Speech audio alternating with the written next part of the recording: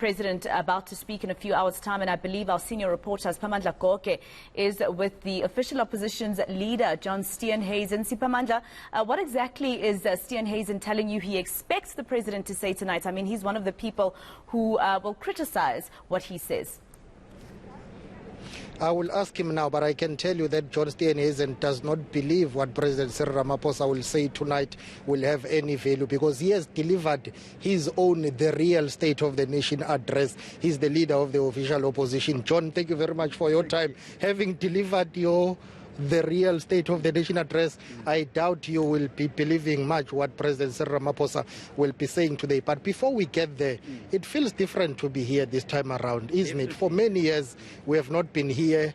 The vibe and the feel and everything is totally different. Completely. It feels very strange not to be on the parliamentary precinct, not to have that buzz and excitement, MPs walking up and down the pathways, greeting each other. It's definitely a much more muted feel this year, much more reserved, much quieter, and certainly I think a lot of change with the move of the venue. Muted, does that mean you feel the State of the Nation address by the President will be muted as well? Well, I think he's going to have to play a very safe bet this year. I don't think we're going to see any major big reforms announced, because he's got an internal election to get through this year, and I think he's going to want to try and quell as much of the division within his organisation. So I'm not expecting any major reforms to be announced, which is sad. I mean, what we hope to do with our True State of the Nation address is start to focus on some of those key issues that should be focused on, things like ending the state of disaster, getting us out from under the yoke of COVID-19. On the safety and security front, he's got a war raging between the Minister and the National Commissioner. And while they're fighting a war with each other, they're not fighting crime on the streets. We've got a Cabinet Minister in charge of transport who can't issue driver's licenses. And that's where the problem really lies with the President, is that whatever is announced tonight, the further we get away from SONA, the further we get away from those things ever being implemented. You mentioned issues of security. You just had a brief moment. You greeted the minister in the presidency, Mondli Gungubele, who's now the political principal when it comes to state security. There is a lot that is going on in South Africa since July. You get a sense that something bigger is brewing and happening in terms of state security. The attack on the Constitutional Court building, the National Assembly building being engulfed, just fires everywhere, and other key strategic institutions that are under attack.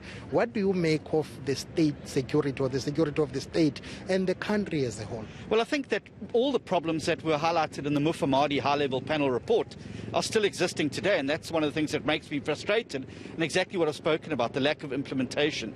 Had we taken the Mufamadi high-level report and implemented it, I think that by the time that the July insurrection came around, we would have had a state security agency would have been more agile, more accountable, and more able to predict these things. Instead, they were caught unawares.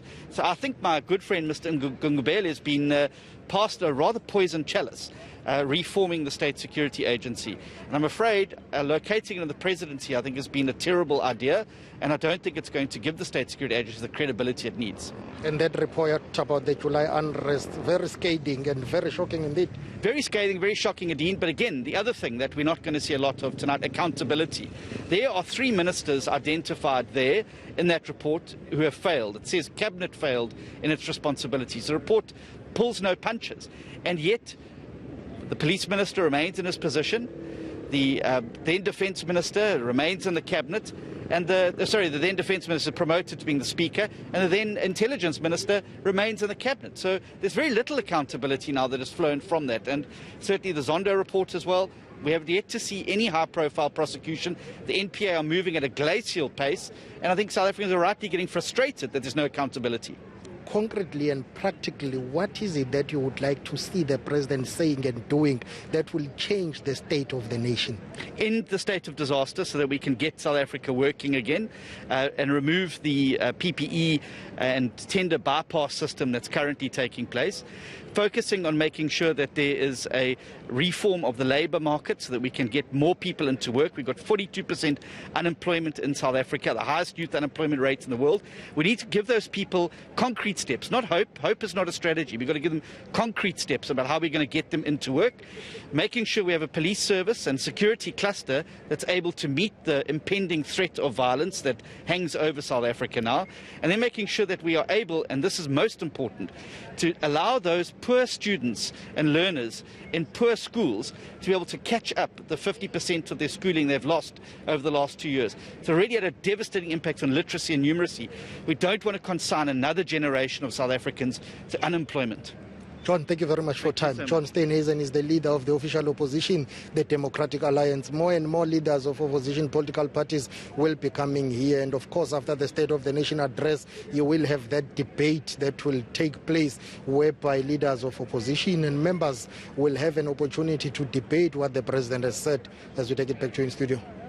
All right, senior reporter Pamandla Goke in Cape Town for us. Let's leave it there for now. Of course, we'll be going back to Cape Town quite a couple of times here on